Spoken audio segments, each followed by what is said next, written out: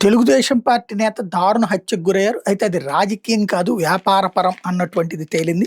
దాంతో హైలైట్ కాలేదు.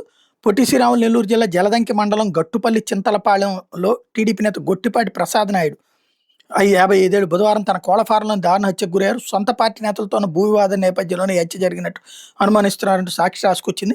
స్థానికులు పోలీసుల సమాచారం మేరకు ప్రసాద్ నాయుడు కుటుంబం చెన్నైలో ఉంటుంది. ఆయన స్థానికంగా నాటుకోళ్ల ఫారం ఏర్పాటు చేసుకుని ఇక్కడే ఉంటూ పార్టీ కార్యక్రమాల్లో పాల్గొంటున్నారు.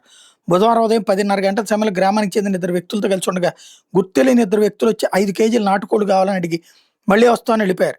ఆయన తన దగ్గర ఉన్న ఇద్దరిని కోళ్లకు మేత తీసుకురమ్మని బయటికి పంపారు. వాళ్ళు మేత, వరి పొట్టు తీసుకుని ఉదయం 11:30 గంటలకు ఫామ్ దగ్గరకు వచ్చేసరికి కోళ్ల ఫారంలో ప్రసాద్ నాయుడు గొంతు కోసి హత్య చేసి గోతం బట్టాలుగా ఎప్పుడు గమనించి గ్రామస్తుల బంధువులకు సమాచారం ఇచ్చారు. Kaligiri CI Venkatanarayana, Jaladanki SI Latheefunnisa, Kavali DSP Sridhar ఘటనా స్థలానికి చేరుకుని మృతదేహాన్ని పరిశీలించారు. గ్రామస్తుల బంధువులను విచారించారు. డిఎస్పీ శ్రీధర్ మాట్లాడుతూ హత్యలో ఎటువంటి రాజకీయ కోణం లేదన్నారు. మృతుడికి ఆర్థిక సమస్యలు, లావాదేవీల సమస్యలు లేవని చెప్పారు. కాగా ప్రసాద్ నాయుడు గతంలో ఉన్న వివాదాల నేపథ్యంలో ఈ హత్యకి జరిగి ఉండొచ్చని మృతుడి బంధువులు, గ్రామస్తులు ఆరోపిస్తున్నారు. ఇటీవల బెదిరింపులు కూడా వచ్చాయని కుటుంబ సభ్యులు చెప్తున్నారు.